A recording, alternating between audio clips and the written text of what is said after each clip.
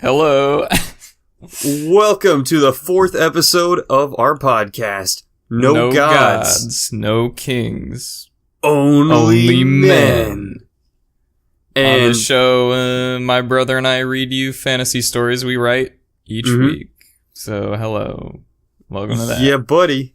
We're stepping back into the swing of things. We are, yeah. This one got done, my friend. I'm actually kind of proud of what I wrote this week, so get ready for some weird shit. You had like a good one that you had wrote already, and then we had this prompt, so yeah, I'm excited for this one for sure. I wrote this all on Valentine's Day yesterday. Yeah, that's pretty impressive, my dude. I'm alone, so... You're never alone when you're with your creative side. Yes, and my brother on the internet. I got you, bro. 1,000 miles away. It's not... Is it really 1,000? I've driven, and it was... I think it was 650. Okay. That's not too bad. Not 1,000. Yeah, you're right. 669 miles. But yeah, this is episode 4. If you haven't listened to this show before now, on this show, my brother and I use our love of nerdy fantasy creativeness to keep in touch over a long distance. I'm Declan. And I'm Gavin. That's right. I'm the younger one. He's the older one. We like to write dumb stories and read them to each other. Stories based on prompts. And this week's prompts were provided by Gavin. Yeah, I don't know where he got them. Probably a falcon dropped them off. Who knows? Well, yeah, we've been having a lot of trouble getting fresh falcons in down California this way. What with all the storms we've been getting, which is crazy because it usually rains like maybe 3 times a year. Yeah, so, you said there's a storm going on right now. Yeah, it's kind of in the background. I'm gonna try to edit out all that noise. Yeah, well, it's very sunny for me, which is also unusual. I live in Portland, so we're having the bizarro weather trade here. But that's all right. This shit keeps happening, man. Every time we collaborate on something, weird magic happens. That's probably true. Yeah. We shouldn't make anything together. It'll tear apart the world, I'm sure. I'm into it. Let's fucking wreck shit. Yeah, the bombs can drop already. I'm down. No.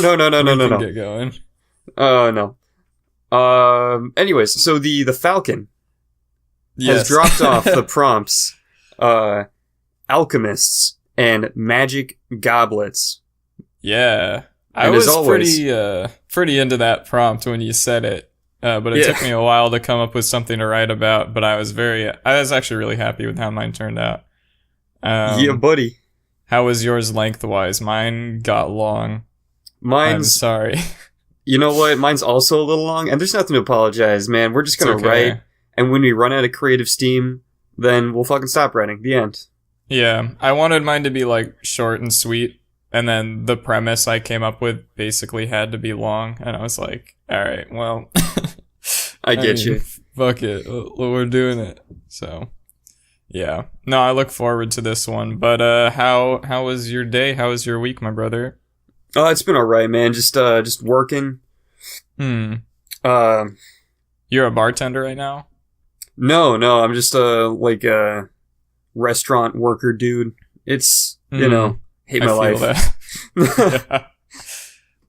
Well, I skipped class today because I'm rad. Yeah, it's good. No, I'm proud of you. Also, I didn't sleep till 4 a.m. for no reason, and I could not get up at 9 o'clock. So yeah. I'm sorry, Egyptian archaeology class, but I did turn in my midterm last class, so I think I had the right to not go today. Dude, I was talking to a friend, and he told me about this theory about the ancient sphinxes, and I'm really digging the theory. So hear this. I want to hear it, so I can ask my teacher and see the look on her face. It might blow her mind, dude. Okay, so I doubt it. You know the Nile River, right? Yes. How the older soil in the earth fucking comes up closer to the surface, and the younger I told stuff. you that. Yeah, you were telling me that. Yeah, I did. And so, like, what if a dinosaur skull popped up in the surface of the river? Mm. How fucked would that be? If you were just like some fucking peasant farmer, like out there, like fishing in the river, just having a good time, like, oh, what's this? And you dig up like a fucking T-Rex skull, you'd be like, yeah, damn, that's a big snake. What the hell? So what's the theory? He drags this skull to the pharaoh and shows the pharaoh. Be like, bro, I don't know. Sip this tea. Hold on. Yes. Continue. He tells the pharaoh, it's like, man, there's probably something like big snakes out there in the wild, and I don't want to get eaten, so you got to build a wall. And the pharaoh's like, man, walls are expensive. What if you just build something really big? That is this where the Sphinx is the guard against? Yeah, dude, it's fucking what eat snakes? Fucking sphinxes. Do they? Probably. Cats eat snakes. Are they mongoose? Yeah, I guess cats do eat snakes. You Our remember cat fucking ate a snake once. He kept bringing them into the house. Yeah, well, like I only saw him do it once. I was like a kid, and the snake was like alive with this like black stripe down the middle, and it looked exactly like a shoelace. So I was like, haha, Bentley, don't eat that shoelace. That's our cat's name. Yeah. And then I went up, and like there were guts coming out of it. And I was like, oh no. I was so confused and hurt as a child. Bentley was kind of a badass, dude. He didn't give a fuck. No, he that would cat just fought everything. Dude, he would just like disappear for a week and come back with some like massive scar across his eye, and there's like a dead raccoon in the backyard. It's like, Jesus, dude. Real. I wrote a short story in one of my fiction classes about when our parents found a dead cat in the pond and said it was Bentley. Yeah. And then we don't know who killed that cat. I don't know who that cat was. So, I mean, shout out to so if someone has a mysteriously dead cat that used to live in Fair Oaks, California. Yeah, our cat probably killed him. Our cat did that's not hardcore, him. Man. He got away with murder. That cat drowned separately.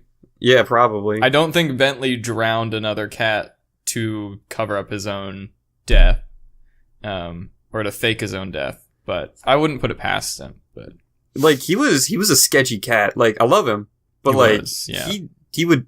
You saw him like drown the squirrels, right? No. Oh God, it was that same pond, and he. This is dark, but there was like I don't know if I want to know this. Okay, I'm gonna tell you anyway. Okay, go ahead. There's a few squirrels, and he knocked them into the pond, and then he sat at the edge of the pond, and the squirrels were trying to swim out. He just knocked them back in. Jesus. Yeah, he didn't even eat them or nothing, just left them there. Yeah, I mean, I guess cats do play with their prey. I'm impressed that he could catch a squirrel, or like hit one, I guess. But multiple. Yeah. That's...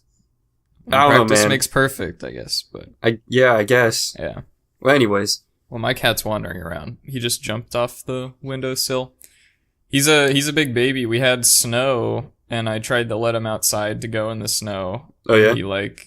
He would stay out for like a minute and only go on our porch and then just run back inside whenever he heard like one thing. So he's a sweet boy, but he ain't too smart. He's not too tough.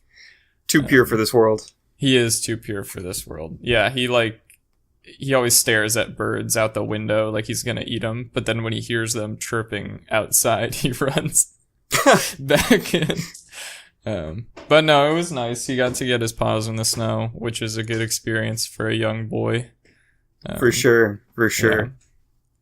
Well, I'm definitely ready whenever you are. What order do you want us to read in? Hear me out. I think my story is longer than yours. Again, might be. Yeah. But mine's also 2,800 words. Yeah, I topped that. How about you go first? Yeah, I'm down. I asked Gavin specially to get a little high, so that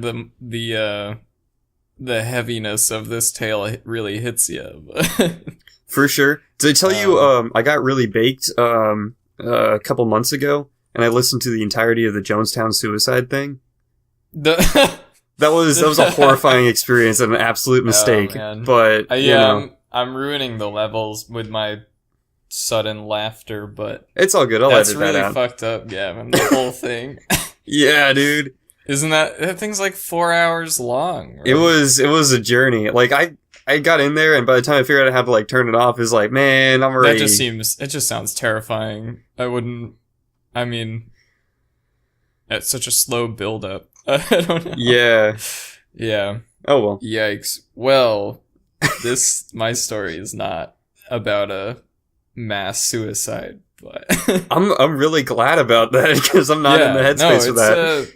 This one, it might be more in line with episode 2. It's kind of like a feelingsy story. There's less extreme comedy. It's less like pedal to the metal. Yeah. It's more of a actual story, kind of.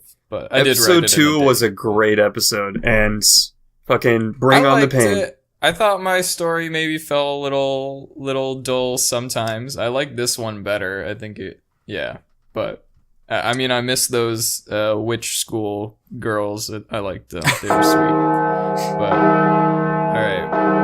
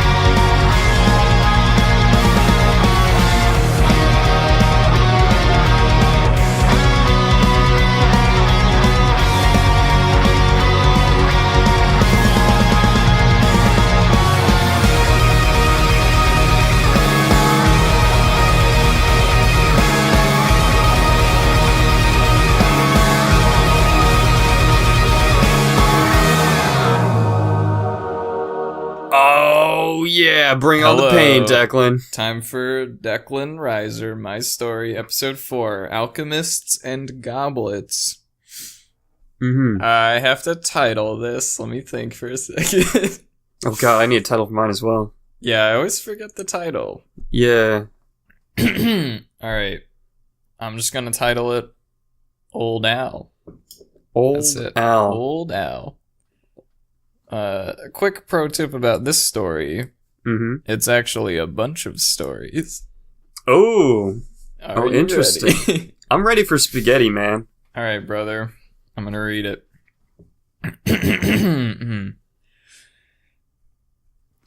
The carriage rumbles to a slow start as the Baker family spurs their horses from their rest.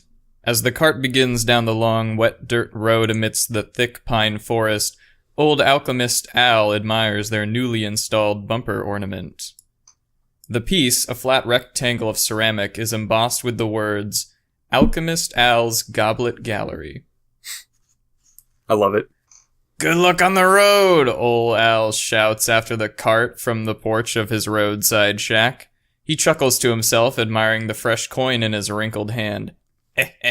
Suckers. The alchemist turned back through his vibrantly painted front door. It clattered closed behind him. With the bakers on their way, the road on which the gallery sat would bring him no more travelers for a good while. Alchemist Al's Goblet Gallery was a lonely little shack on the westernmost stretch of the DJ Duke's Royal Road. It was far into the wilds. Yeah, I'm tying it together. I'm happy that his domains are being flushed out more. Yeah. He's really the main heart of men in this world. Is he at odds with the Dark Lord of the Forest? He is, definitely. Interesting. Okay, continue. Even though a lot of parties happen in the dark, but... Well... True. I don't know. It was far into the wilds, the only sign of civilized intervention connecting small lumber towns to the nearest market. Travelers, peasants, and traders alike used this route, often staying out on the road for days at a time, never stopping except for nightly camp, until they see the signs for a curious little spot in the middle of the woods. Rest stop, roadside attraction. You won't want to believe, read the little wooden arrow-shaped signs leading up to the gallery. The little building is tucked away into dark evergreens, its face and porch stretching out. Its dilapidated door frame holds a lime green plank with a knob. The wood of the place is slightly eaten away from years of moisture. Its face is painted in all manner of colors, swirls of red and blue drawing the eye in. Covering the windows of the second floor, 25 giant wooden letters painted yellow spell out that wonderfully alliterative name. Inside, Old Al poured 2 glowing liquids into a mug, conjuring a hot cup of alchemist's coffee. People always... That's how they do it, man. I love it. People always stopped for the rest, and got more than what they bargained for. Al knew that people would pay for a mid-journey snack, or a chance to put their feet up, but they pay a lot more for a good story. Oh. That's why you're listening to this podcast. Yeah. It's true. Al wandered over to his desk, topped with bottles and vials filled with all manner of things. He picked up one, a fresh beaker of his patented chalice-changing chaser. The only original potion Al had ever concocted. Soak this liquid into any object, living or not, and it will turn into a goblet. Oh no. It's pretty bad. That's bad. His homegrown business was filled with objects made this way. Cases on cases, pedestals on pedestals, all featuring strange goblets of extraordinary origin. Give Al 2 gold coins and he'll turn one into a little novelty golden shot glass to prove his potion's authenticity. Pay him 1 more and he'll give you the grand tour. Of course, this being a fantasy world, sometimes Al has to exaggerate a little bit.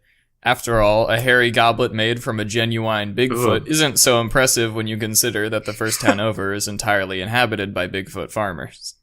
Oh god. Nice people, Al thinks, looking over the display labeled, "Made from the beard of Midas, god of manliness." It's a lie, dude. He fucking killed the Bigfoot. Old Al loved the stories he got to tell, but sometimes he treasured the real stories behind these curiosities a little more. He wandered to a glass display case. Inside was a goblet with a handle in the shape of an hourglass, the bottom filled with sand. The top of the goblet appeared to be made of blue velvet sprinkled with white stars, but at first all Al saw was an old man reflected in the glass, a stranger whose time was running low, looking back at him. Oh man. When did we get so old, eh, Sherry? He said to his reflection as he closed his eyes, enveloped in the memory of this chalice. Side note, I don't know the differences between a goblet or a chalice. So I use them, like, interchangeably. Is there a difference? Not that I know. Not that I know. I hope not. Let's continue. Al was a handsome young man, dark full hair. He had wore a devious grin and a sash tied with bottles and potions over his sleek brown coat. Sherry was a young woman. This was the first time they had met. She wasn't suited for peasant life. Her wild eyes and frazzled hair leaped out of her drab peasant rags. They stood on the main road of her hamlet, busy with foot traffic surrounded by 2-story inns, a looming wall of a castle to the east side. And I have to think of a voice for young Al. Listen, I'm telling you, it'll save a lot of time if you just believe me. You will eventually anyway, Al said to Sherry. Believe you? I just met you, she snapped back. Yes, but I've known you for almost a year now. I told you. That god's damn time wizard put a curse on me that makes me relive this day over and over until I do something right. It's a Groundhog Day story. I love it. That's the most ridiculous thing, Al cuts her off, continuing her own thought, I've ever heard. Everyone knows wizards can't control time. So you can. Guess what I'm about to say. Big deal. Any 2-bit criminal with a crystal ball can do the same, Al finished. She glared at him, unimpressed, when suddenly he shoved her to the ground at arm's length. Hey! She shouted as she fell. She started to pick herself back up, swearing threats all the while, when a cauldron of bubbling hot oil fell from the air and landed right where she had been standing. Oh, damn. "Look out down there!" shouted a guard atop the tall stone wall in panic. Sherry went quiet, dusting herself off. "Okay, fine. Maybe I could believe you," she said. "But what am I supposed to do about it?" "I don't really know. I've been trapped on today forever. You always help me think," Al shrugged.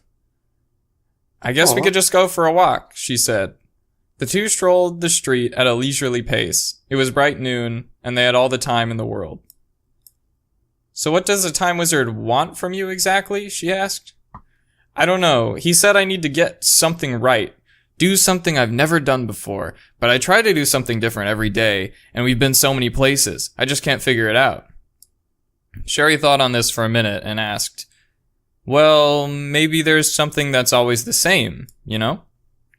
Al hadn't thought of this before today. He was so focused on the little things he could change every time. The things he could learn. "Well, now that you mention it..." Just a second. Young Al caught a flying wooden disc that almost collided with his head without looking. He threw it back from where it came from without a second's hesitation, never turning from Sherry. "Whoa, nice catch, bro," yelled a gladiator bro who had been tossing the discus with quote-unquote the boys. There we go. Forgot the. Al continued his thought. "Now that you mention it, I guess what's always the same is... you." "Me?" "I mean, yeah, I never saw this before. Eventually we always talk about different things, go different places, but every day I do ask you for help, and you help me." "What kind of things have we talked about?" "I guess I never hold on. I guess I never tell people much, but I know a lot about you." "Oh, really?" Sherry had doubt in her voice. She wasn't exactly an open book either. "Well, I know that you think your dad was a coward for becoming a farmer instead of joining the front lines to fight the Dark One." "Wait, I told you that?" "I know that you yourself always wanted to be a knight. You said one day when you were 6, you watched the DJ Duke's red carpet caped bouncer knights parade through town on their way to the front lines. That day on, you wanted to fight." "But I've never told anyone..." "All right then, know-it-all. What have you told me? Doesn't seem fair." Al realized she was right. That was the one thing he was missing, the thing he had never done before. He had never told her the truth about himself. "I've never really told you anything," he said ashamedly. "Well, you better start now." Al shut his eyes tight. "Sherry, I've lied my whole life, to everyone I've ever met. I cheat people for a living and I leave town before they know what's happened, but I've never wanted to cheat you, because in all the places I've been, I genuinely think you're the only person I've ever met that's smarter than me." Al opened his eyes to see Sherry looking at him with the look in italics. She planted a kiss on his lips, and they melted into one another. As they held this kiss, an old man in a robe and pointed hat adorned with stars puffed from thin air next to them. He had a long beard, held a staff topped with an hourglass in his hand, and was completely naked under those robes. Oh, was he a time wizard then? Maybe. Yes! Now you see! I love it. I love it. To break the curse, you only had to open your heart to another. Love! Love is the answer to... Suddenly, Al broke the kiss, and with no sound but the whistling of air, sent a vial of his patented potion into the wizard's chest. The wizard melted into a steaming puddle until nothing remained of him but the dope-ass chalice described earlier. Al bent to pick it up. "Oh, this baby is nice," he said, wiggling it to show Sherry. He stood, breaking into a power walk away from Sherry. "Honestly, that's just what I thought the wizard wanted to hear. Thanks for helping me break that curse," he shouted to her over his shoulder. Oh man, this dude's cold-blooded. Dude, he doesn't give a fuck, and that's his issue. Yeah, Al, he's always been like this. I mean, he beat the time wizard, so is it really an issue? He did. He's smart. You know, that's how he's got a whole mystery shack of chalices. Badass. Old Al fell out of the memory to the caw of a crow perched outside his window. Maybe I can do a better caw. Hold on. Cacao! Alright, that was better. His satisfied smile turned to a frown as he looked out his window to see the dark clouds of a storm forming overhead. Wait, fuck. Did I make it storm in California? Is this more magic? It's all good. And It's trust happening. me, the gladiator bros you got in your story, Yeah. they make an appearance in mine. Oh, fuck yeah. That's... They need more screen time. Like, they need to be fleshed out a little bit. Don't worry about it. Keep going. The storm might drive more travelers into his door, and while he always welcomed the coin, he was getting older. Maybe one family of suckers is enough for today. He opened his front door just enough to slip a closed sign over the knob. Rubbing his cold hands together, he shuffled back to his gallery, inexplicably drawn to the relics of his past. A podium covered with a velvet cloth held another chalice made entirely of angularly cut crystal. The podium boasted of the chalice's ability to show you your future. Old Al always had to explain, though, that the crystal cup only shows one's future beloved.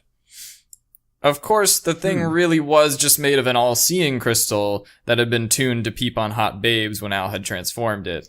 He didn't really use it himself. Because he knew He didn't really use it himself. He just enjoyed the look on the likes of Mr. Baker when he sees a hot-as-hell elf bathing in a waterfall. Al likes the look they get when they turn to their own wives even more. Now that he thought about it, this attraction was probably the cause of many divorces. But Al wasn't thinking about that for long. As long as he's making coin, right? Yeah, man. He was drifting into another memory. A now middle-aged Al stood in a dark candlelit study. He walked in front of a crusty-as-hell old wizard sitting at his desk, lording over a crystal ball. "I saw you coming," spoke the wizard in a kooky voice. The wizard was naked, and also has no eyes. Goddamn wizards. They're real weird in this story. "You couldn't have put some clothes on then?" Al shot back. "I always see people approach my tower. I dress to what I think they deserve." Ooh. Okay, ouch. "My crystal sees all, Al the Alchemist, and my inner eye sees the future. I know you have come to take something from me." "You're damn right, wizard." "Well, be that as it may, potion pusher. But know this. I will have the last laugh because I've seen your death." The nude wizard cackled, his long beard which covered his chest shifting and sometimes letting his nips slip. Ugh. I know, it's disturbing. "Very well, you old weirdo, lay it on me," Al said, very done with this conversation. "You, Al the Alchemist, have cheated everyone you ever met, but you cannot cheat death. Oh ho ho!" That's written in his dialogue. "And it will come for you when you are old and alone, for you will be alone, Al.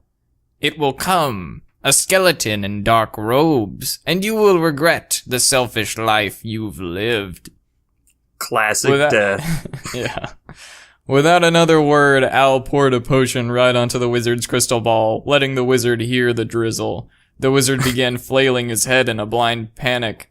"My babes! My babes! Where have they gone? I cannot see!" Al yoinked the cup from the desk as the wizard reached out for his crystal ball. The mage cursed Al's name to the skies as he descended the tower into the night. Al was brought back to reality as a rush of frigid air shook him cold. Swirling wind had blown his door wide open. Al was startled for a moment before he went to the door. Looking out for a moment, he saw a mass of crows gathering in the tree line across the way. He shut the door, placing a wood bar across the entrance. Before he turned back to his home, the haunting voice of a stranger wriggled into his ear. "Hello, Al the Alchemist." Al stood stiff as every light and window grew dimmer. He turned around cautiously slow. Before him, in the middle of Al's living room, stood a tall figure hidden in a wisping and torn black robe. All color around him seemed to be drained, and all shadows seemed to warp at his feet, encircling the being. Though a storm now roiled outside, the air in Al's shack was completely silent. Guess that nut wasn't lying. Al shook his head, staring at the creature's feet. You know why I am here, it spoke, peeling its robe from its head, revealing long skeleton fingers,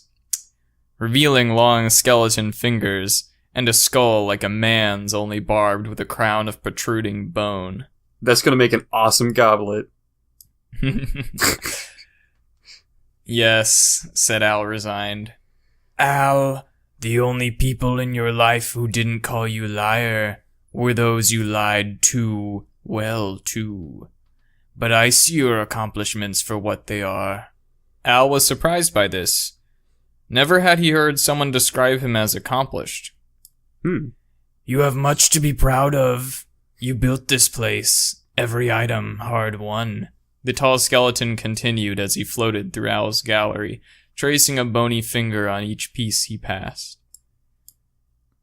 You may not know it, but there is a power in these things, power even you do not understand. So I offer you this, alchemist.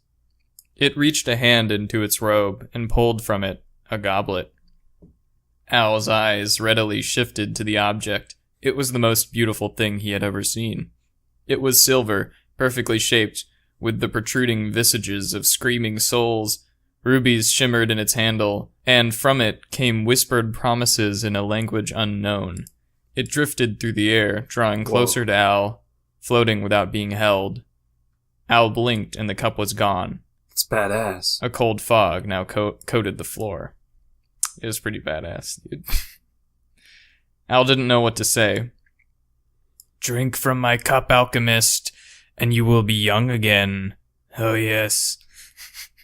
Oh, yes. Young and free again. A drink from my cup will only cost you this. The skeleton gestured wide. What? Asked Al. Each His cup, swag. each pedestal, each plank in your floorboards, it will cost you the gallery. Al paced to his desk, touching each precious implement in thought, glass gently clanking, as he ran his hands over his work. It's all I ever wanted, Al said. A chance to start again. A chance to start over. I can make new memories, make new cups. All I've ever wanted. To experience that thrill again. To live again and leave everything I've done behind, Al said with a far-off look. The skeleton laughed gently, walking closer to Al, whose back was now turned. So we have a deal. Bloink! Exclaimed Al as he tossed a full beaker straight at the approaching phantom, clattering bottles and vials to the floor in a sizzling puddle. The skeleton looked down. Got him. The skeleton looked down at his chest, now splattered with the liquid, as the sound of 1,000 crows filled the air, growing louder and louder. Damn, you're really good at that. After those words, the being puffed into a black smoke, leaving only a chalice where he had stood. The sound of crows receded as the murderer gathered in the tree line.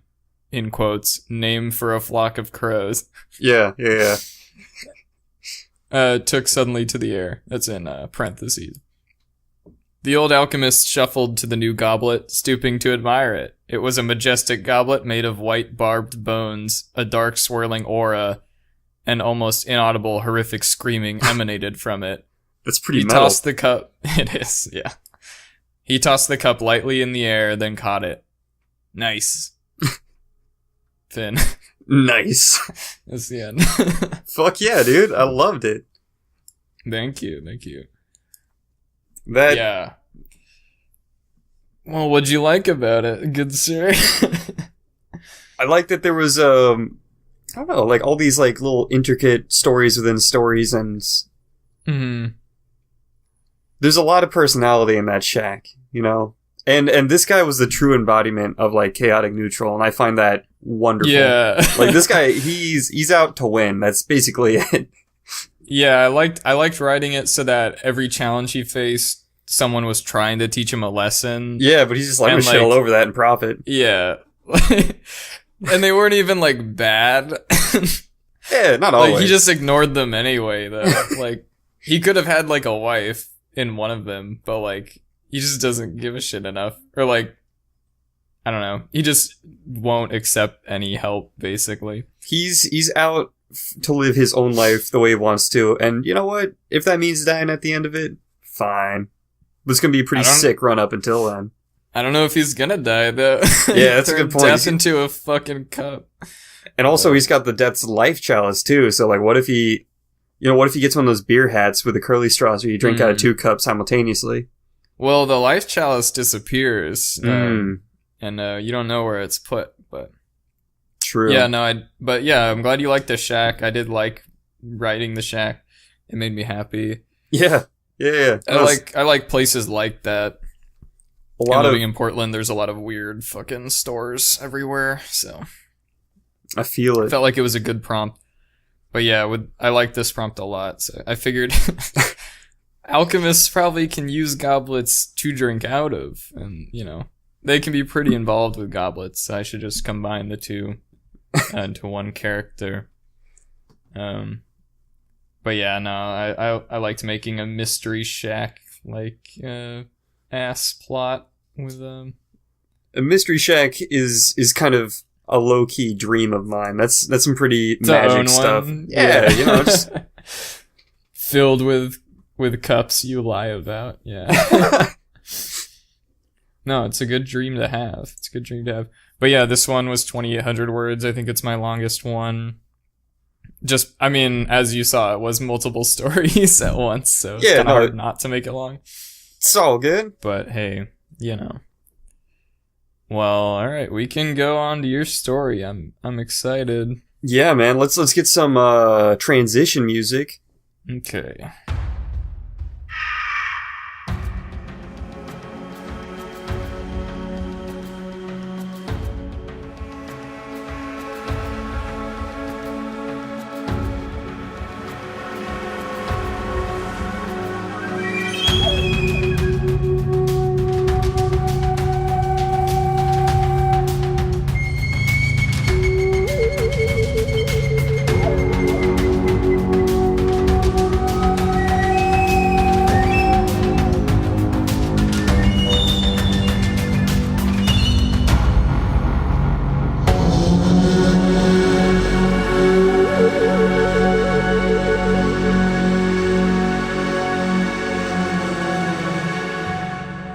Fuck yeah, man. Fuck yeah. All right. So, a few things to note for my story. Hey, we're back. All right, we're in it. Gavin's story. I do not have a title yet. I'm going to call it fucking Tragedy at Bro House. Yeah. Nice. Is it... Wait, okay, I thought they had a cameo. Are they the main character? Look, okay, so you... In an earlier episode... Yes. You indicated that there's gladiator bros, and I love the idea. Anyways. There are many. So, one thing to note, I don't really know the difference between a goblet and a chalice, nor do I know the difference between a goblet and a pimp cup. So... Okay. Yeah. You have 3 words to work with, I only had 2. But yes. Here we go. Mm-hmm. Arthur the Alchemist. A small and well-learned man wearing his most comfort-minded robes, nestled into a corner of his tightly packed study room. He sat quite cozily in his favorite pondering chair between racks of labeled and neatly arranged test tubes and glass containers of mysterious oozes and slimes. One hand... What? He lives a good life, man. Yeah, no, he's fucking... That's all I want to do. Be cozy. He's just chilling. One hand in a resting position slid into his trousers, lightly twizzling his coarse pubic hairs between his fingers. This is, like, really real. Yeah. It just sort of happens. If you don't do that, you're not human, is all I'm gonna say. He was thinking about his most recent concoction. 'Twas a powerful elixir that would grant the drinker nigh unimaginable power in the form of dope laser fists, the ability to fly, and so too would it make him a giant amongst giants. However, it was not quite ready to drink. I mean, sure, he could just uncork the bottle and knock it back like your mom does cheap whiskey, but that would hardly be fitting of such a choice bev. Indeed. Quick note. We're talking about the viewer's mom. Yeah, the viewer's mom. And we fucking got all of you, alright? We know your moms are alcoholics. Got him. You wouldn't be listening to this if not, alright? Our mom, she's a hero. Your mom... Our mom's a saint. Also, this story was also written by the demon Evil Stevel. So, like, if anyone's... Fucking Stevel's back. He's kind of a dick, you know? He's a douchebag. So, like, just take whatever's written with a grain of salt. The good thing is we're not liable for anything he says, so that's cool. Yeah. He could release U.S. missile technologies, and it just... Evil Stevel. Look, man, Evil Stevel. What can we do about it? Yeah, he's also the editor, so, like, he adds these things afterwards, so it's like, oh, I didn't know that was coming up. My bad. Yeah. Anyway, hopefully the NSA can watch this now, so we have more views. They already are, but they're not liking and subscribing. Anyways, but that would hardly be fitting for such a choice bev. Indeed, it needed a suitable cup to get drank out of. In his tireless search, Arthur visited all the local pimp cup stores and custom tankard engravers to no avail. There was only one cup in the lands that was rad enough to encase this righteous brew. The legendary goblet of the party god Brosidon. Oh, hell yeah. Dude, we got some manly gods in our lore. Yeah, dude. Yeah. It had diamonds, rubies, gold, platinum, and jade figures picturing the decapitation of the cupbearer's enemies. In Brosidon's case, this was nobody, for he was far too righteous. And when one would hold this cup up for a toast, the words, "Let's party," would be projected in neon purple light over your head. It was dope as fuck. I agree. Yeah. Arthur had heard tell that the paladins dedicated to Brosidon were back in town and cold chillin' at their holy frat house, Divinorum Sanctus Reverium. So Arthur... Does that mean something? Divine Sanctum of Party. It's Latin. Yeah. No, I figured it was actual Latin, but I know no Latin, so... I could guess. That's about it. Anyways, it's good enough, because it's kind of a dead language, low-key. You gotta slip those Easter eggs in that we... then blatantly explain. Yeah, exactly. Real slick that time. Yeah. So Arthur makes a plan to head down and seek guidance in retrieving this most brodacious of treasures. He arms himself with his potions pack and walks up the marble steps, knocks on the well-worn double door at the threshold of DSR, pausing a moment to gaze upon the arcane-looking runes above the threshold.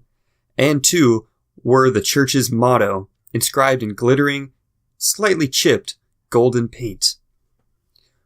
Do no evil, forgive thine foe, so that thou may know that they be ye through different eye, but under same sky. Blessed is thee who knows how to party free, and may he do so unto eternity. Some good bars, dude. Yeah, thanks, man. You got some bars, bro.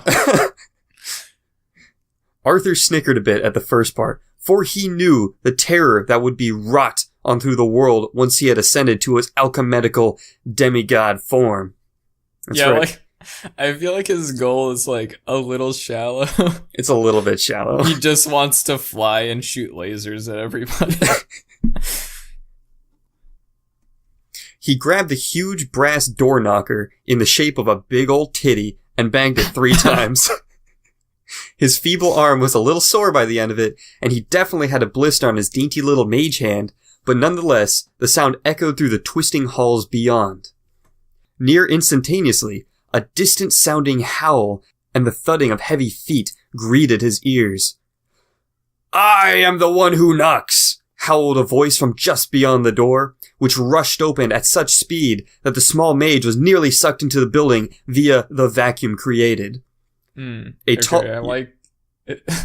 I like that they howl. Yeah. Is it like a fratty, like one dude starts howling and they're all joining in? I imagine that it's just like one guy who like really draws out the I into like a something like that. And I also like I am the one who knocks. I don't know if this is on purpose, but that is a Breaking Bad reference. It is. It's a show that I've seen only like a few episodes of. I feel like that's just the most bro-y Breaking Bad reference to make. I feel the same way. That's why I included it. Like, how bro would it be if you went to someone's door and they just made that awkward reference, like, right in your face? It's like, all right. Like, it's like, dude, all right. Listen, you're very strong and handsome, but you don't have to try to make jokes. It's okay. Perfect. That's exactly what I was going for. All right, I'm glad it's coming across. Again, I must explain the layers. Like an onion, one might say. Yeah. A tall figure, seemingly etched in bronze, standing nearly 2 feet taller than the mage, and clad in a foul-smelling and stained toga, gazed to his left, then to his right, paused, and then looked down. "Oh, hi there! It is I, Brother Schoonis, the Indomitable." It's Schoonis. Yes! You may call me Scoon. How may I assist you today? Scoon's gaze was piercing, and Arthur feared this monster of a man could see right through to his blackened little heart, but instead of shrinking away, he stood as tall as he could and greeted the man back. "Hello there, I was wondering if you could help me find the little goblet of Brosidon? No? Ah, yes, of course. We hold the divine cup here in the sacred hall. However, no mere man shall be allowed to drink from it. Only a brother of the order may sip from its righteous rim." Okay, so they can drink out of it. Yeah, you gotta be a brother. You gotta be a bro. Ah, cool. Think I could, get a little drink? Only... Yeah. I like the wizard's mannerisms. Yeah. Like, oh, yeah, cool. For sure. Yeah. Also, it's really not cool. Scoon. From the first episode. We're gonna talk about it at the end. Okay. I have a theory. I want to lay it on you later. Okay. Yeah. So Arthur asks if he could get a little drink, And then Scoon responds, "Only if you become a brother." Brother Scoon exclaimed, with what he felt was only a modicum of excitement. "All right, sure," Arthur said rather quickly, but felt the weight of the situation catch up to him moments later. He knew he was about to get in way over his head, so he tried to qualify his previous statement with "only if, it doesn't take too long," or something similar to that. Before he could really muster up these words and settle on exactly what he wanted to say, Scoon gave a huge smile, slapped Arthur right on the back, knocking the wind out of his dainty little lungs, and knocking him straight onto the grand foyer of DSR. Arthur collapsed on the ground, gasping for air and taking stock of his surroundings. I have a quick question. Sure. Is, the alchemist, is he old or young? I thought he was old because of how cozy he was. Mm-hmm. He could be anything. But now I'm thinking he might be like in college with these dudes. I don't know. It doesn't matter, It's Okay, he could be any old age. As long as it doesn't matter. I kind of have him written as like 28-year-old, kind of like... He does come off that way. Yeah. Yeah. Yes. Just in the very start, he was so cozy. He seemed accomplished, you know what I mean? He's a little accomplished, but he's a little bit of like a basement dweller type thing. Okay. He's a neat... Yeah, I'm kind of going for the neat vibe. Yeah. The shag carpet was clumpy and uneven. Odd stains here and there and empty tankards everywhere. Grease-soaked paper plates and pizza crust covered the surface of otherwise beautiful and ornate tables. Couches and chairs all arranged in a wide circle around him. He noticed Scoon climb onto the tallest chair and grab a war horn that was mounted high onto the wall. next to a few intricate banners and shields. He brought the horn to his lips and blew harder than your mom after a bottle of cheap whiskey. Oh, god damn it, there he is again. Fucking Evil Stevel. Fucking got him. Got him. The resulting horn blast nearly deafened Arthur, but he was able to feel the heavy footfalls of all the other brothers as they barreled into the common room. As his hearing returned, he heard their clatter,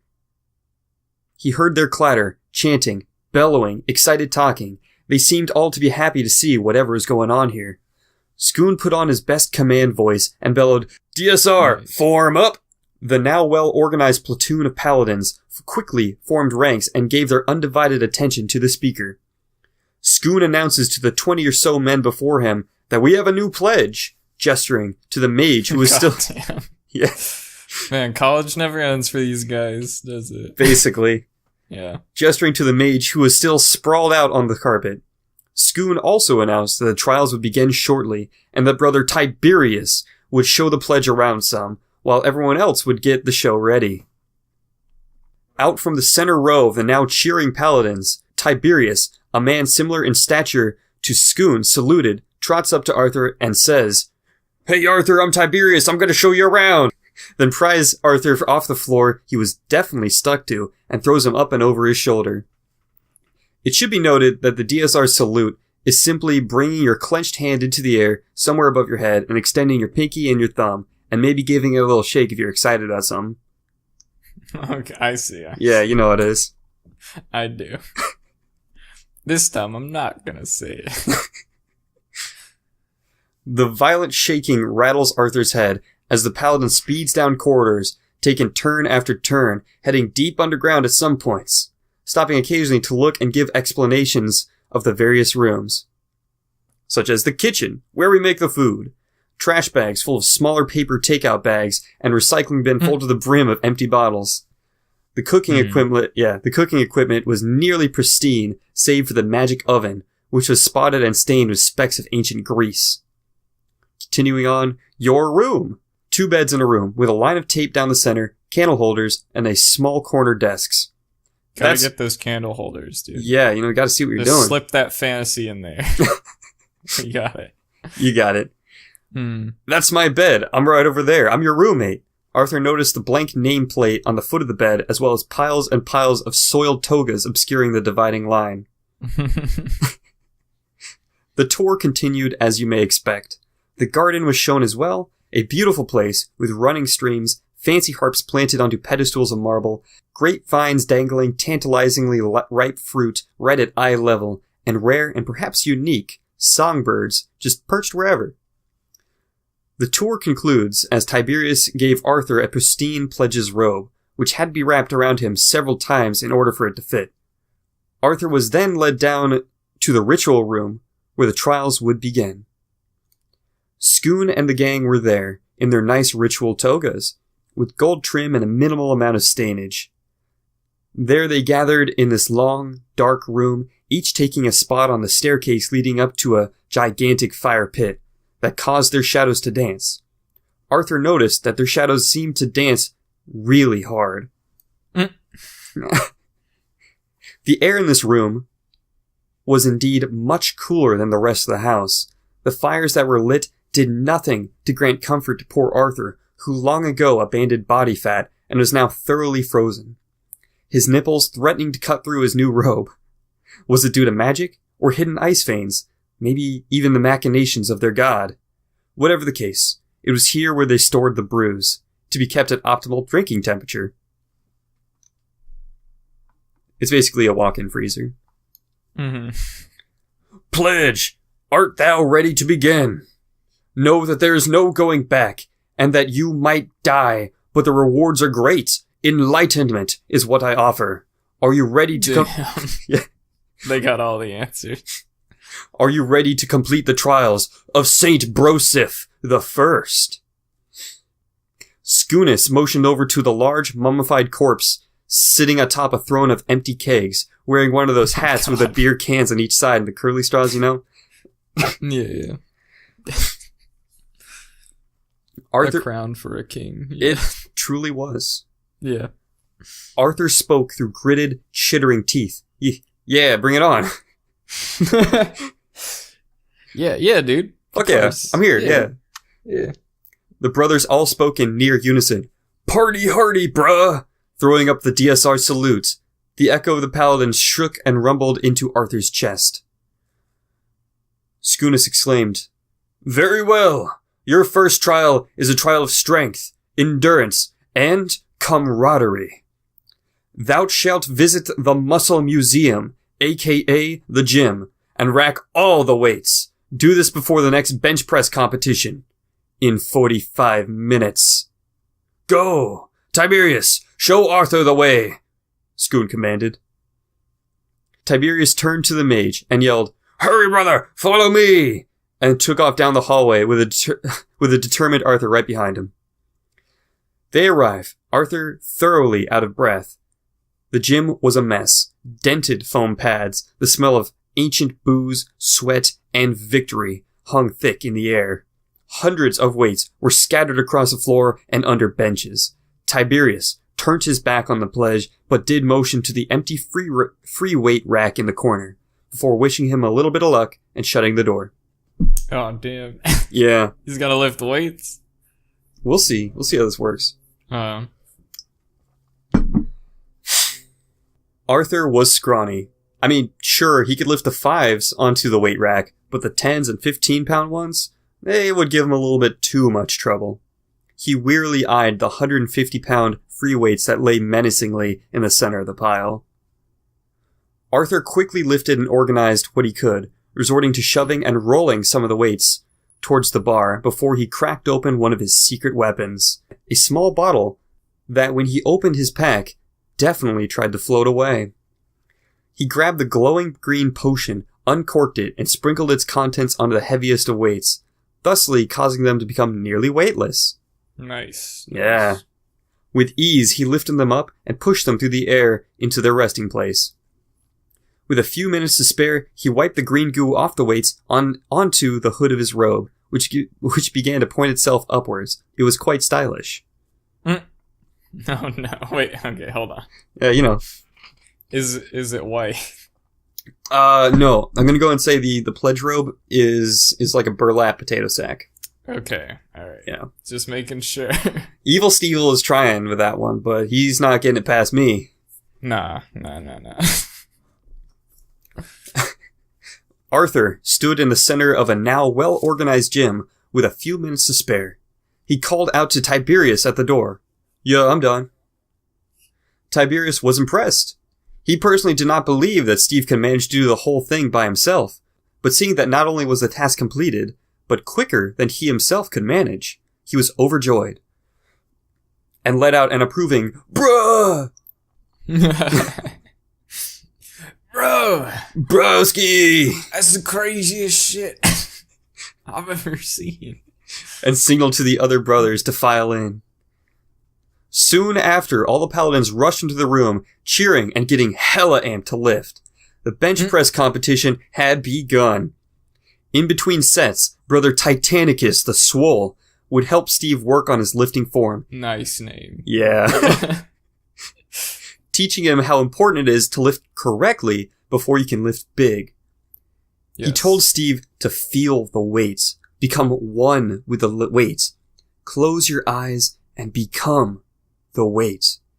As Steve did, he felt himself actually turn sideways and began... He was being bench pressed by Brother Titanicus. Steve actually did learn a lot, and despite the burn he was feeling, he was feeling pretty good. He did become the weight. Yeah. Yeah. After the competition was settled and everyone was declared a winner, but Brother Ragnar was given the crown of power and declared the ultimate champion, for he had improved the most since the last competition. That's really wholesome, actually. For this band of bros. Everyone, including Arthur, applauded. Then it was announced that the second trial would begin. In the feast hall, at the long table, there was easily enough room for 50 paladins. Everyone took their seats except for Arthur and Skoon. Arthur's stomach growled at the thought of some good food right about now. However, everyone's plates were empty. Skoon turned and spoke. Now begins your second trial, a trial of will. You must venture forth and retrieve a full meal for each brother and serve them at their seats. And boy, I'm talking a full 3-course meal. While the trial was being explained, the brothers of the order were trying to rhythmically bang their forks and fists onto the table, chanting, "Food's for dudes! Food's for dudes! Food's for dudes!" Anyway. Arthur, as any self-respecting magos, was ready for this one. After all, what is cooking, if not alchemy and chemistry, just in the kitchen? He had a He had a perfect recipe, a blend of nutritious foods and mysterious powders that he kept in his pack for lunch. Dude, he's packing the protein. Yeah, dude. Bro. Well, like protein. Bro, he's got the protein. But how could he serve 20 paladins? Arthur hoped to Brosidon that they had a few gallons of milk in the fridge, and as if Brosidon was looking out, there was, and indeed, they weren't too out of date either. Arthur scrounged through the kitchen, finding nuts and dried fruit, anything else he could use to bulk up his smoothie some. And after just 15 short minutes, he returned to the dining table quite triumphantly. He beckoned that each paladin hold forth their favorite drinking horn or tankard or goblet even. He then pours the ultimate post-workout shake packed to the brim with concentrated plant protein and vitamins like the paladins had never seen before. After tasting the alchemist's elixir, each paladin felt full, but also energized and, quote, more powerful than before. That's what, yeah, protein powder is real life alchemy. Yeah. You just, you outstretch your fingers and are like, I feel strong. Just before serving the paladins, however, he borrowed one of the clan's messenger hawks and gave it a discreet mission, tying not one, but 2 bags of jingling coins to its feet and a message scrawled in a well-practiced handwriting. No brother at the table desired a second helping, for the first was plenty enough. Not even brother Titanicus, for his drinking horn was that of a mammoth's, and thusly proportional to the size of the other paladins. Yeah. Steve then takes his seat and sips his own elixir. Banana and peanut butter, a classic combination. Not too chunky, but maybe too smooth, in fact. But it did the job. After a hearty, earth-shaking belch, Skoon announced... I'm so immersed, dude. Skoon addresses to the Brotherhood before him. The next challenge, I can tell you will do well at. For it is a challenge of the mind, but also of patience and communication. Our dear brother Titanicus, the ogre, is terrible at math. Titanicus looked down in shame, but Skoon consoled him. Tiberius turned to Steve and whispered to him, Nobody has yet passed this trial, so I'm sure Skoon will give you a pass here if it doesn't work out. Arthur just got a determined smile and said, It'll be fine. He stood atop a chair and declared that by the end of the evening, Brother Titanicus would be his #1 lab assistant. All cheered, save for Titanicus, who began counting on his fingers and muttering. He appeared to be searching for the #1. Poor guy. He tries. He's got smarts in a different set, you know? He's strong. He's big. He knows about strength. He's smart enough to use a mammoth horn. Yeah. He knows himself. And that is the hardest knowledge. He's got the important stuff. He's just going to ask, he's just going to need a little bit of help with the numbers. The two departed to the study, a glorious tall tower lined with ancient tomes of forbidden knowledge that caused Arthur to do a double take. Some of these books were so legendary that he assumed that they'd be locked in some Dark Lord's private vault, and he was quite eager to crack one open, specifically the journal of the world's most legendary alchemist. You know, the guy who created LSD. But there was work to be done. Titanicus was sat at a table and given 10 pencils and a paper. Also, 1 elixir of Adderall. Hell yeah. Nice. The two studied harder, faster, better than ever before. There was a quick snack break, during which the ogre countered the brothers at the table, struggling when he got to 11, but then when he got to 20, everyone cheered. And then, again, when he got to Arthur and said 21, everyone went fucking bananas. Titanicus was perhaps ready to assist in some laboratory functions, mostly with hefting cauldrons, but Arthur wasn't wrong. The next challenge was announced as a challenge of chugging brews, thusly testing the all-important ability to party as well as your alcohol tolerance. I feel like Arthur might kill this one. Yeah. He's just drinking his own potions all damn day. It needn't be high, but it is good to know your limits. Truly, the most important part of this test was to see if you knew your own limits and saying no to peer pressure, but still going hard enough to keep up a buzz and party with the crew, you know? Again. Yeah. Pretty wholesome. However, this was not told to Arthur, for it had to be learnt naturally, if at all. As far as Arthur knew, this night would be about chugging and learning the differences between different types of beer, and how everyone has a preference and no one's really wrong, save for those who drink Boar's Blight, Cocktop, Red Mood, Crudweiser, Geineken, and any IPAs. They're all heretics. I like Boar's Light. I'm a little bit opinionated. The most fantasy creature. There's a lot in Portland. Like, there's a lot in California, original ones or whatever the fuck. We used to have a bunch on our tab when I was a burger lord. Burger lord. Arthur felt confident for this one, for he had spent many an evening drinking alone in his tower. Things start. Fucking knew it. Yeah. Things start. Dude's lonely as fuck, and he makes liquids for a living. Like, that's what he does, you know? Yeah. Things start off well enough for Arthur. Shots, and then a few rounds of beer pong. And as the old saying goes, beer before liquor, never been sicker. Liquor before beer, you're in the clear. Is that a saying? That is a saying. That is... Interesting. Yeah. Mm-hmm. When there was a knock at the door, Scoon and Arthur answer. And it happens to be all the priestesses from across the street, dedicates to the Order of the Eternal Song, an order understood by most to take great pleasure in life, and they tend to spread joy wherever they go. As interesting. Yeah, as is their mandate. Good. Sounds like a pretty fun nun to be. They're pretty righteous. Needless to say, they are steadfast allies with those in DSR. Arthur makes perhaps the first slip-up of the night, and does shots before brews. No, he had not forgotten the golden rule. He just figured it would be unwise to refuse to do one itsy-bitsy little body shot off the voluptuous priestess. A mistake such as this would be forgiven now and felt later. For Arthur was rarely blessed with the opportunity to be in the same room as a female, let alone do something like this. Yep. Definitely, That's his culture, man. Definitely a win in his book. Yeah. The party migrates out back to the garden, where they light fires and play hella bongos. Arthur, for the first time in his life, gets twisted, taking a fat hit off a 5-foot-long dragon-shaped bong of that sticky, stanky, and all too danky bog moss. Yeah, damn. Buddy!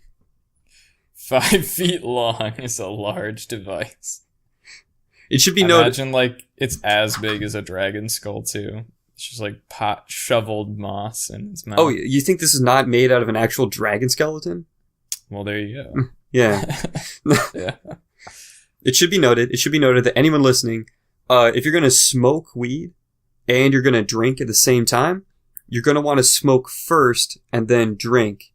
Otherwise, it could fuck with your blood pressure like a lot. Interesting. It's still going to fuck with your blood pressure, but just be careful out there. All you kids listening to this podcast. Yeah, you crazy kids need to calm down. Yeah. It's like fucking go to school. Generally pick one, you know? Go to school. To learn about how to do drugs better.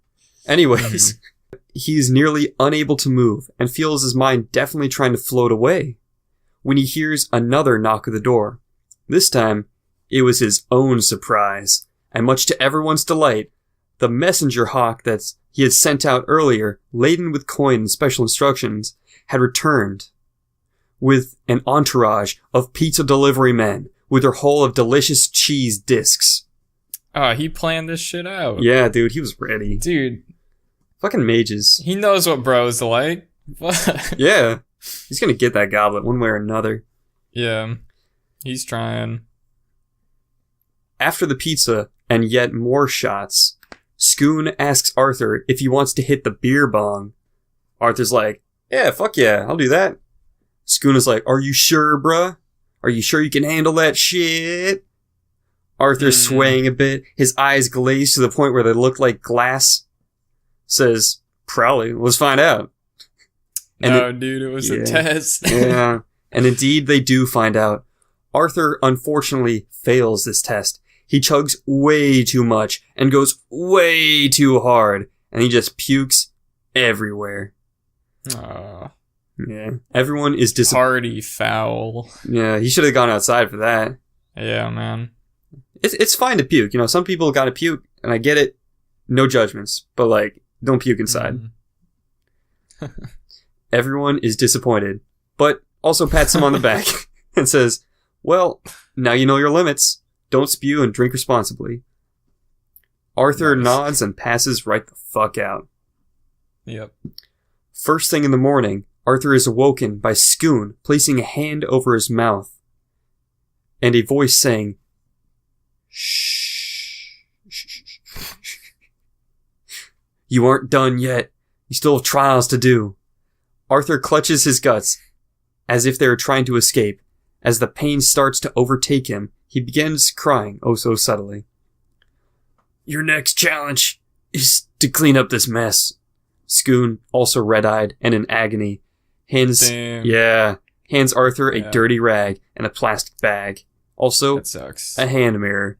Then he himself passes right out. A mirror? Yeah, you'll see what that's all about. Is he the mess? Think about it. Emotionally, yeah. Yes. Arthur slowly comes to his senses and contemplates just going back to sleep what is he in? Wait, is he in a bed? Yes, indeed, that's good. However, something smelled disturbingly like fresh ink. And he didn't know what.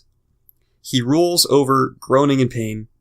Everything hurt. He didn't know if it was the lifting or the drinking, but he felt so much like death. He fumbles around looking for his bag, and when he finds it, almost blindly he searches for the right potion. He pulls forth a vial, pops a cork, and throws it back. It tastes kind of like cherries, but as soon as it's all down, he begins to feel better. Thank the gods he decided to invent a hangover cure all those years ago. Yep. Yeah, fucking... He grabs the mirror and examines his own face. His face had, of course, been vandalized. Ink everywhere, fake glasses, a Hitler mustache, the works. But he swallows his pride. So is Hitler in this universe? Yeah. Hitler's in this universe. He's the mustache and everything. He's different in this universe. I'll just say that. He doesn't rule anything. He's just a guy people make fun of. He's just an artist. Mustache. Oh, he's an artist. Okay. Yeah, we left him alone. Yeah. The works. He swallows his pride, and not only does he refrain from doodling on his vandals, but he gets to work nearly silently, collecting all the cups he could. He busts out yet another potion, labeled Formula 4.2.0, and attaches a nozzle spray to the end. And the cleaning power held within the glass vial is enough to dissolve not just all the stains from the previous night, but from years of encrusted grease. And in fact, he leaves the house nearly spotless. The trial ends around noon when the other paladins begin waking up. Everyone is extremely disconcerted and confused about what Steve had actually done, and why and how he could possibly be so chipper. Around 4:30 p.m., when everyone was more or less back in the game, the final challenge would begin. Steve thought to himself, finally, I will have the dark power that I crave. Okay, yeah. This is Fucking Steve is it's everywhere. Don't worry about it. Goddamn evil Steve. Yeah. Finally, I will have the dark power I crave. And one final challenge and this world will bend, Arthur thought to himself, suppressing a most heinous of grins. All the brothers gathered once more in the fridge/ritual room/tomb/brew storage and announced that this is it. The challenge of bringing divine justice. Is this when they, like, put one of their frat mates on trial? We'll see.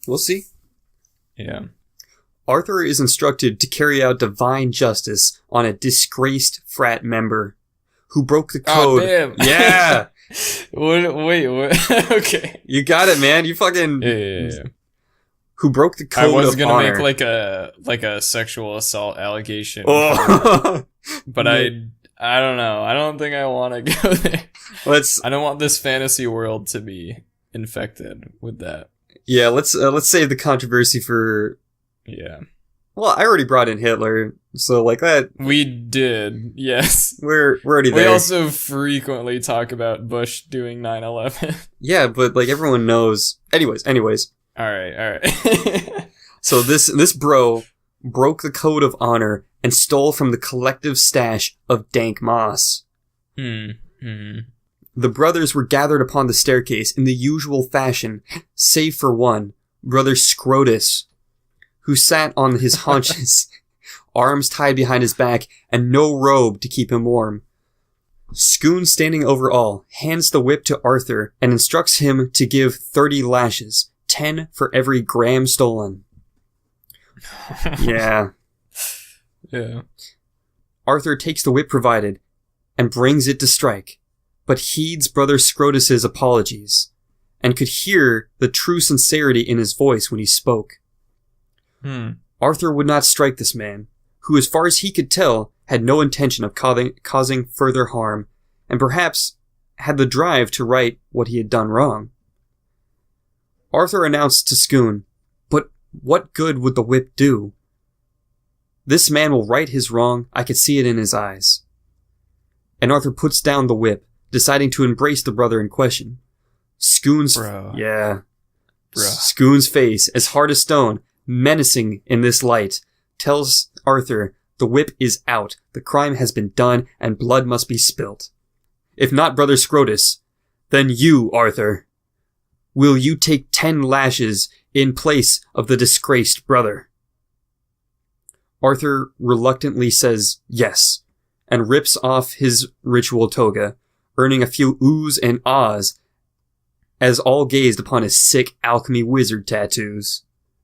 Yeah. I'd imagine every alchemist got some pretty gnarly fucking tats. Maybe. Old Al got some weird shit. Yeah. For sure. Yeah. The crowd looked on in silence. As Arthur determinedly gripped his robe, the silence was broken by one voice in the crowd saying, "Sick alchemy tats, bruh," and a general murmur of agreement, till Scoon stoically steps forward, reclaiming the silence for himself. Scoon grabs the whip from Arthur's hand and throws it straight to the floor, declaring that Arthur had passed the final test. Nice. Yeah, that's where it is. That's the real justice. Mm-hmm. Forgiveness. And then gave the alchemist a well-earned hug. And one that lasted, a little longer than Arthur would have liked, but definitely made some rib-crunching sounds, but it was heartfelt, and that's what's important. You gotta tuck it in, dude. Yeah. Tuck in those bro hugs. It was a feeling that Arthur, the lone alchemist, who had spent years locked away in his tower, who had scorned the world, who had abandoned it once by sentence, and once again by choice, he had not felt in perhaps his whole life. He felt good. And at last he understood what it was to be in a brotherhood. And in his heart, he felt shame that he had cheated himself out of this kind of thing for so long, and shame again that he had used potions and cheated through his initiation. He confessed to Scoon that he used potions in every single challenge. Scoon replies, but truly, as long as you had a good time and helped out and maybe learnt something, there wasn't really a wrong answer. Arthur is relieved that someone would be so kind in the face of his actions, and elated at the implications that he indeed had truthfully passed all of these challenges. Except for that one, you know. Yeah, dude, I mean, he made them himself. Yeah. Arthur admits his intentions were to use the cup to dominate the world, but now he intends to redeem his actions and brew the hangover cure for all to use, thusly making the world a better place. Yeah. Damn, dude. He's presented with the goblet and drinks his chosen bev from the goblet of Brosidon. The words "Lest Party" are emblazoned above his head in neon purple light as Arthur himself turns into a laser-fisted giant badass. His new title is Arthur the Redeemer. No, Arthur the Laser Redeemer. And the Paladin crew goes off to save the world from hangovers in the most holy of campaigns. The end. Awesome. Wow. All right. Yeah, I liked the bros quite a lot, I must say. Yeah, good story. How'd you, what was it like writing that one for you? It was crazy. I had originally written, the alchemist's name to be Steve, as you probably guessed by my many slip-ups. Oh, okay. I thought it was Evil Stevel. Yeah, there was Evil Stevel from another story. I'm like, oh, I don't want to name one of my characters after that demon. Okay. So I'm trying to avoid it now. Kept creeping in. Different names. But yeah, no, I like the atmosphere, I guess, of the bros. I think like when he like blows the horn and they all run in, I just like my head was just like chanting like bro. Like, you know, like as they're running, like, yeah, it felt good. Alright, let me just alright, ladies and gentlemen and non-binary people, the Scoonus is a character that appears very briefly in episode 1, right? Yeah. So Scoonus was that guy's name? Chad Swordborn? I think Chad throws a baby and he's like, Scoonus, catch! And that's his only appearance. He doesn't say anything. He just doesn't catch a baby. Yeah. Basically. I imagine that Scoonus is like, he was a gladiator bro, but he realized... Here's my theory. Can I... Go for it. Lay it on. Lay on your theory. This story to me, I felt like was like Scoonus's future. Because I think in my original story, they're in high school. And also, because they're paladins, that sounds like a job. Even though they're really fratty, I don't think they're still in college. It seems like this is a job. And if Scoonus manages it, he might be like older than we think. So... this combined with the fact that your stories are a bit darker, I feel like. There's a lot of dilapidated, there's a lot of carcasses, there's a lot of ruins. Yeah, it's pretty dark, my world. I feel like your world is my world in the future. Whoa! Combined universe. That's interesting. It doesn't have to be. I still like the idea of keeping them separate. I do think they are separate. But... Weird thought idea. What if you bring Scoon back in one of your stories, and he somehow travels to Scoonus is Dracus. A fucking planeswalker, dude. Well, he just he's too like oblivious to notice when he does it. He just like walks. I'll let you write how he's transferred to Dracus, but that could be later. Mm-hmm. It'll be down the line. Yeah. I think... I don't know what I want to do next. I think I want to flesh out how my world looks. So we have the DJ Duke set up. Which I love. Lord. Yeah. Yeah, the DJ Duke comes from a, like, joke improv-y D&D campaign I did with my friends a long time ago. Mm-hmm. Where we just made dumb shit up. Like, Yeah, that's some of the best ideas come from that. But I like the DJ too. Like, he That's actually sits in a castle, like, with a red carpet and just, like, fucking has a party around him all the time.